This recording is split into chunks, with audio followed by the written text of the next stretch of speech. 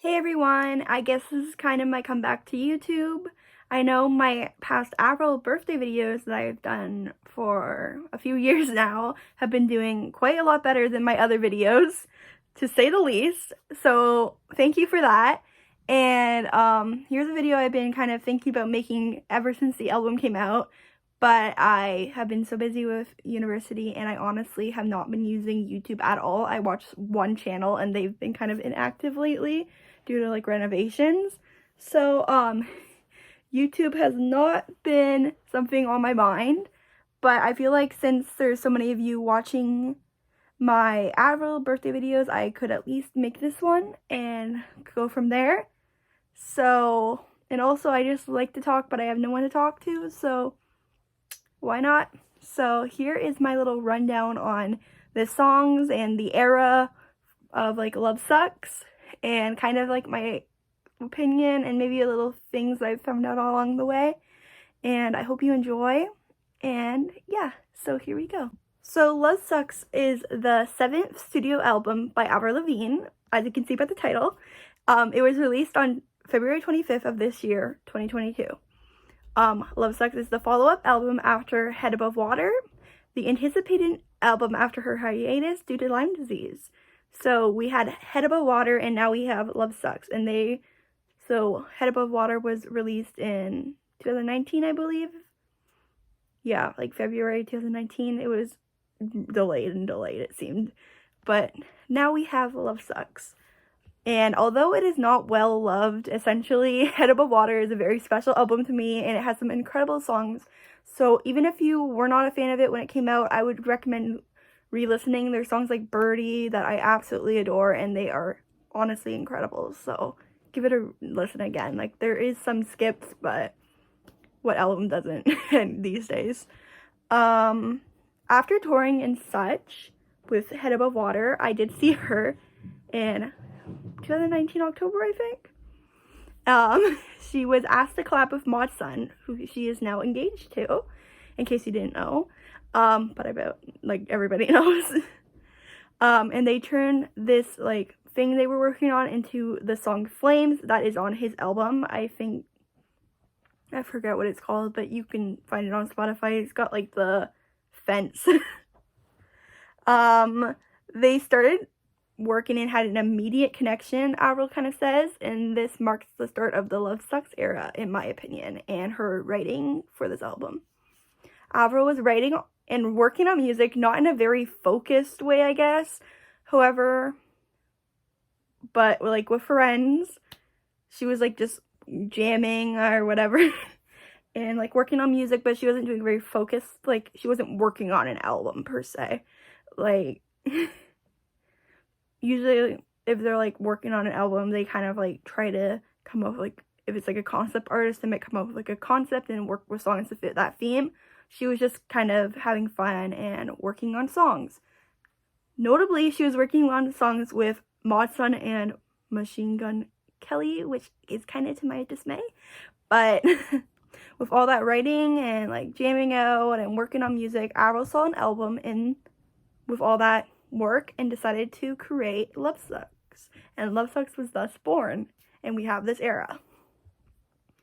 Love Sucks was put out with a standard 12 song track list, so it is a pretty short album, but it's not an EP, it's like a full length, which is good because I know we really love to hear music from Avril, but it's not like super long. But she does say that there might be a deluxe coming up, but that was a long time ago I heard about that. I haven't really checked in on that, so you tell me.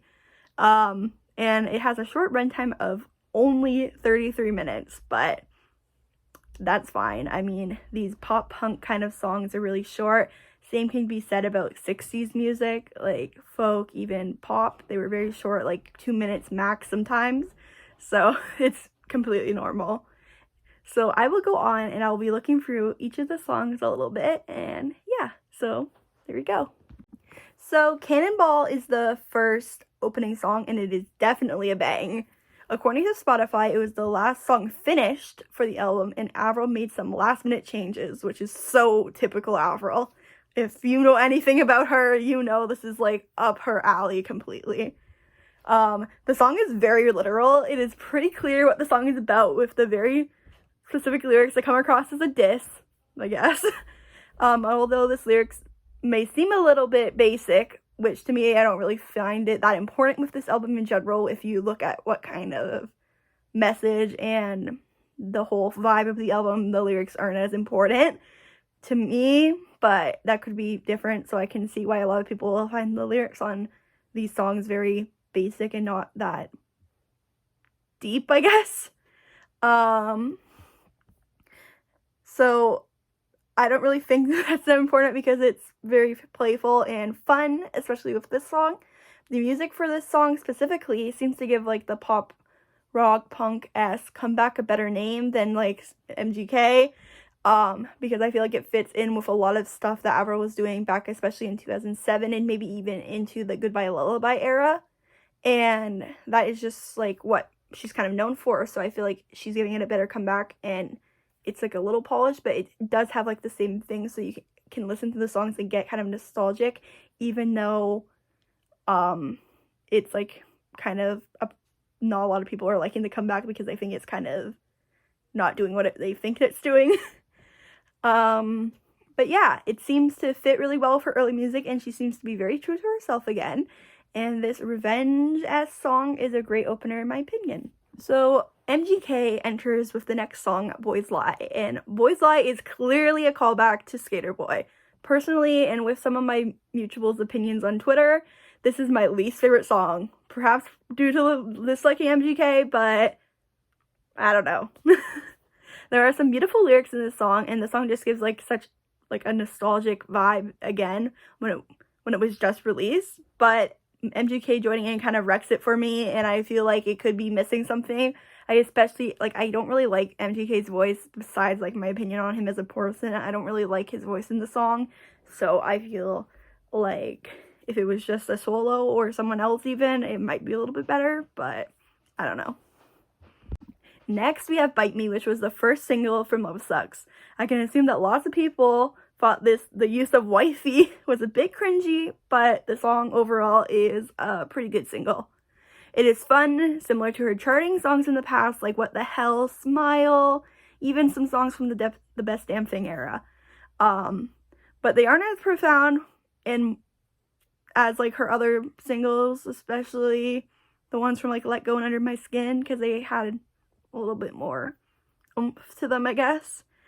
And it is more pop punk than her, for lack of a better word, because I'm not the best at the genre, but you know, than her last impression with Head Above Water, because that single and the majority of them were very slow and more, you know what I mean?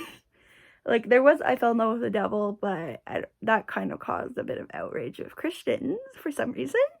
But they're a lot more slower and more vocally styled. Like, Tell Me It's Over, she had very beautiful vocals, and it was very vocal empathized. But this is definitely her trying to return to that old charting success in a way. And obviously, in my opinion, it's not her best, but one of her singles is that great compared to her more hidden work, for lack of better words. Under My Skin and Let Go singles, I guess, were a lot more well-loved and have held up better, but I've never been, like, the biggest fan of, like, What the Hell. Like, I love listening to it, but if you compare it to songs like Nobody's Home, for example, there's obviously gonna be, like, a whole difference of just the lyrics in general, because it's, like, a completely different message, but you get it. And Bite Me is a good attempt at this comeback, but it could have gone better.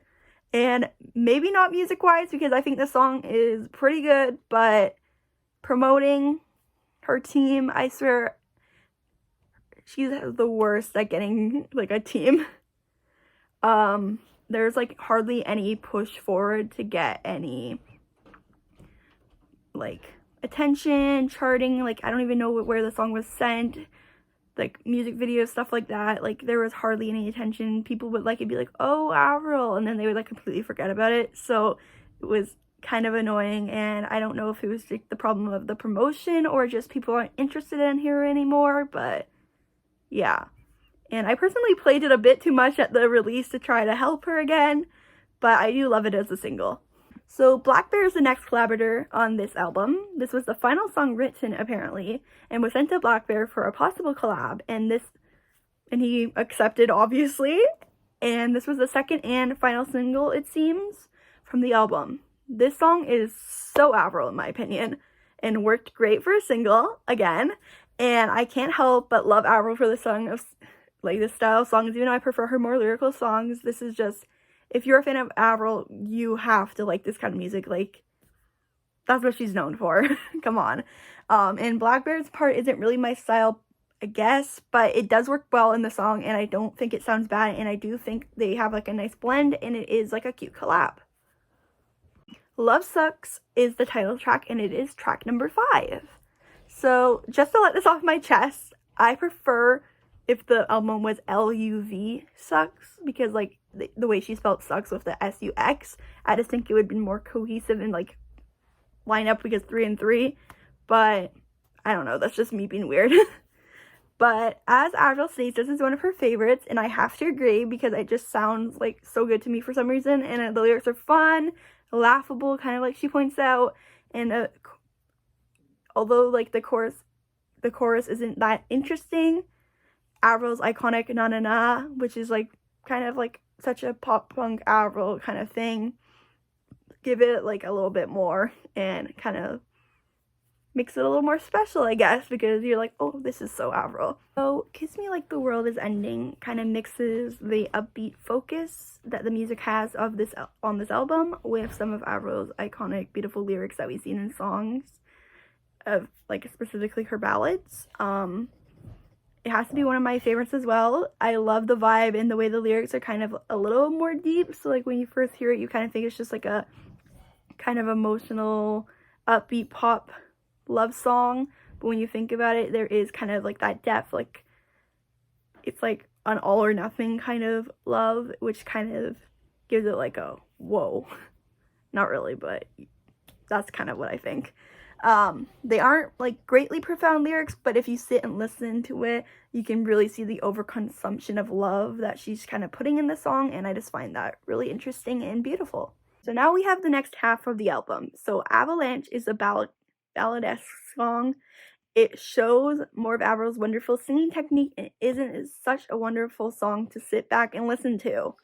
The verses after the first chorus are so wonderful for me. I can just feel them in my heart. I love those lyrics.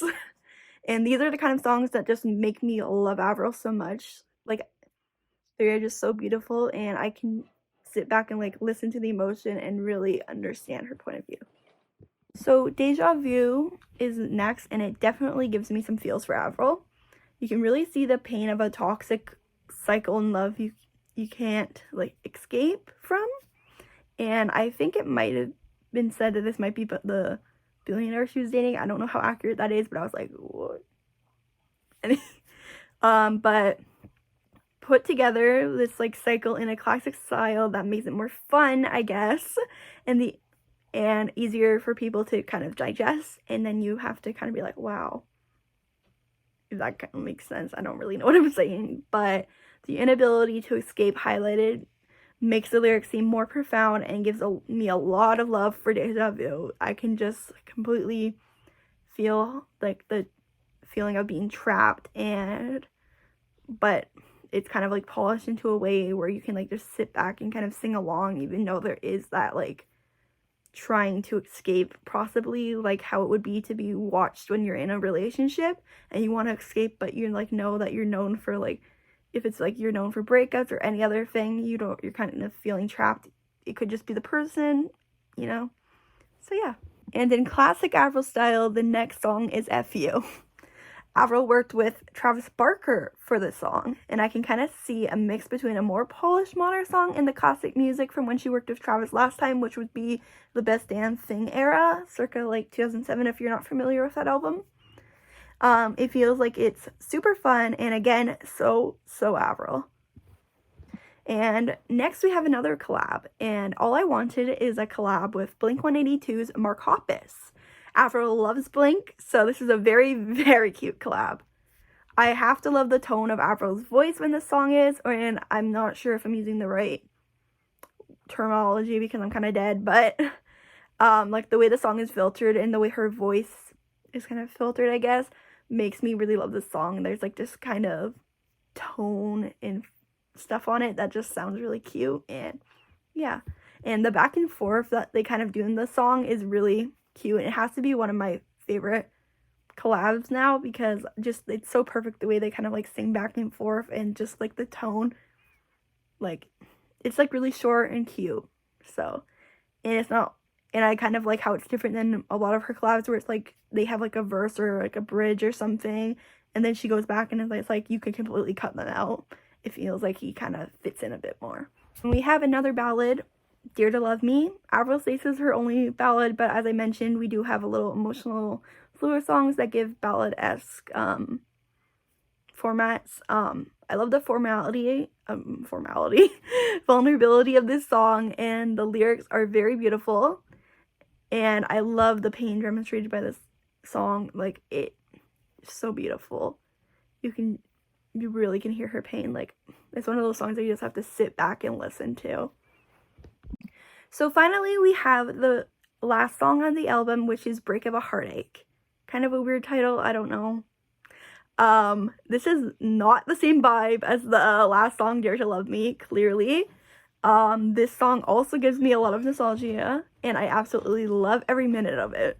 This is such a fun closer, and it's kind of different to all the other closers she have, which are, like, for example, Goodbye Lullaby. We have Goodbye as the last song, which is very, very emotional and sad, and this one is just like a whole party. So overall, this album is really great, and if you don't like Avril, this will probably not fit your taste. So I don't know what to say. But for Avril fans, this is almost the perfect Avril album with all the fun songs that works in a more cohesive way than albums like Goodbye Lullaby, where we have songs like What the Hell, and then it's like really slow songs, and it's like kind of what? And I know there's a whole problem with that. Maybe I can make a video about that, but I'm not that versed on the topic. But yeah, and it is not the perfect album, I guess, but it does fit the vibe it went for. And my only real problem is MGK, because I do not like him, and I just wish there was someone else. Like, I know she's not really friends with Evan anymore, but I miss him, and I love his music, and I really want him to make a new album, so them working together would be really cool. And it's so fun, and as a fan, I am so happy to have her back in a happy, fun state, especially after all the pain she's gone through. And I cannot wait to see her live. And when I'm filming this, I'll be seeing her on Friday, so that's in like 2 days. So I'm very excited. So thank you guys for watching, and I hope you enjoyed. And if you want to see more Avril videos or any other videos, let me know, and I'll hopefully return with some more. So bye!